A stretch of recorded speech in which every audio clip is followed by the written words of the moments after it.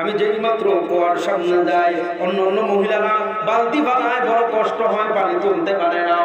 আমরা বলেন যেই মাত্র আমি পানি আনার জন্য কুয়ার সামনে যাই, আমেনা বলেন যাইতে দেরি হয়, অটোমেটিক আমার কলস ভরতে দেরি হয় না।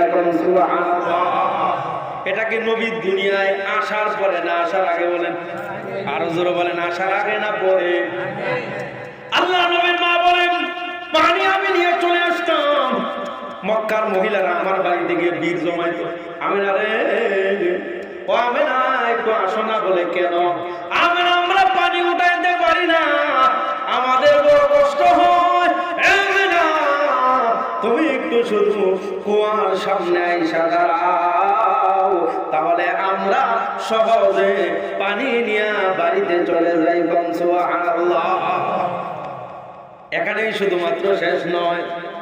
আমরা বলেন আমি যখন মক্কার গলিতে গলিতে যে কোনো কাজে যখন বের হই, মক্কার মহিলারা একদিন আব্দুল মুত্তালিবের বাড়িতে আসছেন। আয়েশা বলেন, ও আব্দুল মুত্তালিব, তোমার সাথে কিছু কথা আছে। কি কথা বলো? এই আব্দুল মুত্তালিব, মক্কায় একটা নিয়ম আছে, নিয়মটা হলো কোন মহিলার যদি স্বামী মারা যায়, বিধবা মহিলারা কখনো সুগন্ধি লাগাইতে পারবে না, সাজুগুজু করতে পারবে না। এটা মক্কার আইনের মধ্যে নাই। আপনার যে বৌমা আছে মৃত আব্দুল্লাহ, ওই আব্দুল্লাহর বিবি রাস্তার মধ্যে সুগন্ধি লাগায় বের হয়। আপনি এত বড় মাতাব্বর, আপনার মতো বিচারক এই মক্কার জমিনে আর কেউ নাই। আব্দুল মুত্তালিব, আপনার বদনাম হচ্ছে, আপনি একটু আপনার বৌমারে বলে দিয়ে। আব্দুল মুত্তালিব বাড়িতে আসলেন। আয় আব্দুল মুত্তালিব, নবীজির দাদা, নবীর দাদিরা ডাক দিলেন।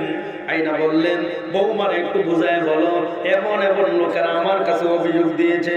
এমনিতে আব্দুল মুত্তালিব আল্লাহ নবীর মাকে ডাক দিলেন, আমেনা তোমারে কিছু কথা বলবো।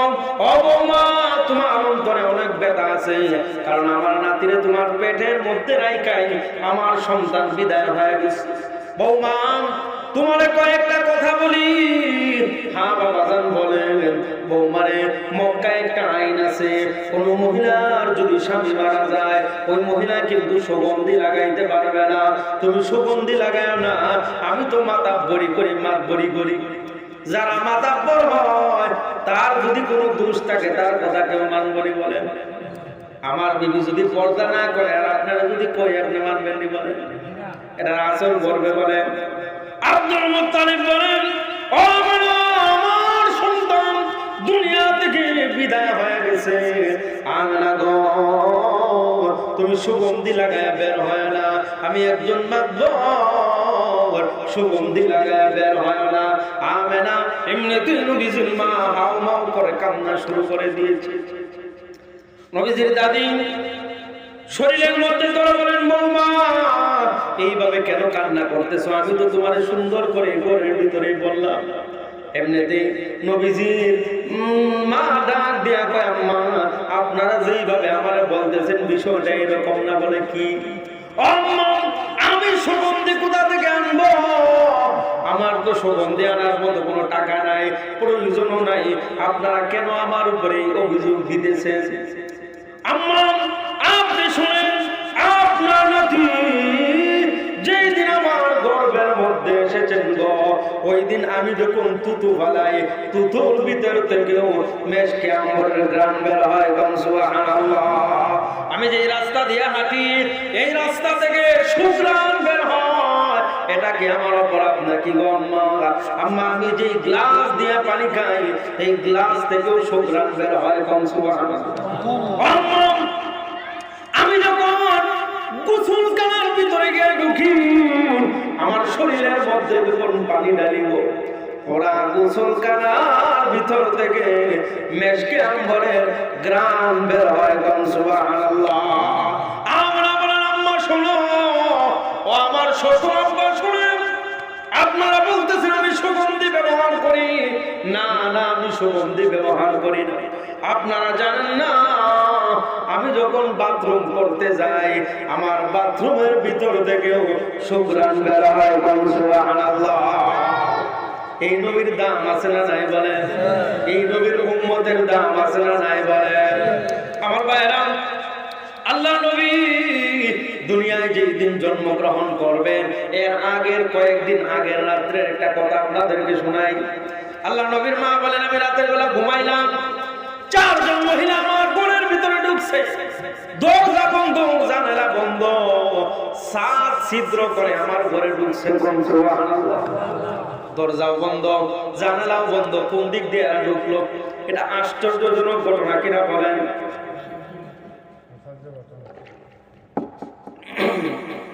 মারা বলেন, আমার ঘরের দরজা বন্ধ, জানালা বন্ধ, কিন্তু আমার ঘরের ভিতরে 4 জন মহিলা, এক একজনের মাথা আসমান পর্যন্ত লাগানো। সুবহানাল্লাহ। পাগুলো মনে হয় জমিনের নিচে পর্যন্ত দাবায়। সুবহানাল্লাহ। আমরা বলেন, আমি এদেরকে জীবনে কোনোদিন দেখি নাই। একজন মহিলা সবচাইতে লম্বা, বাকি 3 জন এরাও মোটামুটি লম্বা, বড় বড় মানুষ, তবে এদের পোশাক হলো সাদা। আমেনারা কয়, আমেনা ঘুম থেকে ওঠো, আমি উঠে বসলাম। আমেনারা ডাক দিয়া কয়, কোনো কথা বলবা না? এ আমেনা, কোনো কথা বললো না। আমরা বলেন, তোমরা কারা? এত রাতে আমার ঘরের ভিতরে তোমরা ঢুকলা, তোমরা কারা? লম্বা মহিলা ডাক দিয়া কয়, আমেনা সাবধান সাবধান, আমার ছেলে কোনো কষ্ট দিবা না। সুবহানাল্লাহ। একজনে কি কয়, আমার ছেলেরে কোনো কষ্ট দিও না। আমেনা কয়, এত কষ্ট করতেছে, আমি পেটের মধ্যে বাচ্চা ধারণ করলাম আমি, আর আপনি কে আইছেন কইতেছেন আপনার ছেলেরে কষ্ট দিতাম না? মানে বোঝা যায় যে মার থেকে কি মাসির দরদ বেশি। আমেনা বলেন, আপনি কে? আমারে বলতেছেন কষ্ট দিতাম না, ছেলে তো এটা আমার, এখনো তো জন্মই দেই নাই, আপনি কে? এই লম্বা মহিলা ডাক দিয়া কয়, আমেনা তুমি জানো না, তুমি জানো না, আমি হলাম হযরত হাওয়া আলাইহিস সালাম। সুবহানাল্লাহ। তাহলে হাওয়া আলাইহিস সালামের সন্তান আমরা সবাই কিনা বলেন? এই হিসাবে আমাদের নবীও কি তার সন্তান? এটা আমার সন্তান, আমি হলাম দাদিমা। আমার ছেলে দুনিয়ায় আগমন করবে সম্মান জানানোর জন্য, জান্নাত থেকে তোমার ঘরে হাজিরা দিলাম। সুবহানাল্লাহ। আরেকজন মহিলা ডাক দিয়া কয়, আমেনা আমার ছেলের কষ্ট দিও না। আমেনা কয়, আপনি আবার কে? আপনিও দিয়ে আমার ছেলের মা কোন? আমার ছেলের ছেলে কোন? সুবহানাল্লাহ। বলেন, এই তুমি কে? আপনিও দেখে আমার ছেলের সন্তানটাকে। এমনিতেই মহিলা ডাক দিয়ে কয়, আমেনা আমি আর কেউ না, আমি হলাম ইব্রাহিম আলাইহিস সালামের বিবি। সুবহানাল্লাহ। বলেন, ইব্রাহিম আলাইহিস সালাম আমাদের কি বলেন? ইব্রাহিম আলাইহিস সালাম আমাদের কি? তাহলে ইব্রাহিম আলাইহিস সালামের বিবি আমাদের কি জাতীয় মা? এই হিসাবে নবীজির মা কিনা বলেন? আপনার ছেলেটা আমার ছেলে, আমি তার জাতীয় মা। আমার এই সন্তানকে সম্মান জানানোর জন্য জান্নাত থেকে আল্লাহ রাব্বুল আলামিন পাঠায় দিয়েছে। সুবহানাল্লাহ। আরেকজন ডাক দিয়া কয়, ও শাশুড়ি আম্মা আমার ছেলের কষ্ট দিও না। সুবহানাল্লাহ। আমরা কয়, ছেলে আমার দুনিয়ায় এসে না, শাশুড়ি হলাম কেমনে? সুবহানাল্লাহ। ছেলে কোনো দুনিয়ায় আসে নাই, আমারে তোমরা শাশুড়ি বানায় দিলা কেমনে? সুবহানাল্লাহ। বলেন, ছেলে তো কোনো দুনিয়ায় আসে নাই, তুমি আমার বউ মহিলা কেমনে? এমনিতে ডাক দিয়া কয়, ও আম্মা আপনি জানেন না গো আমি কে? আপনি জানেন না আমি হলাম হযরত আসিয়া ফেরাউনের বিবি।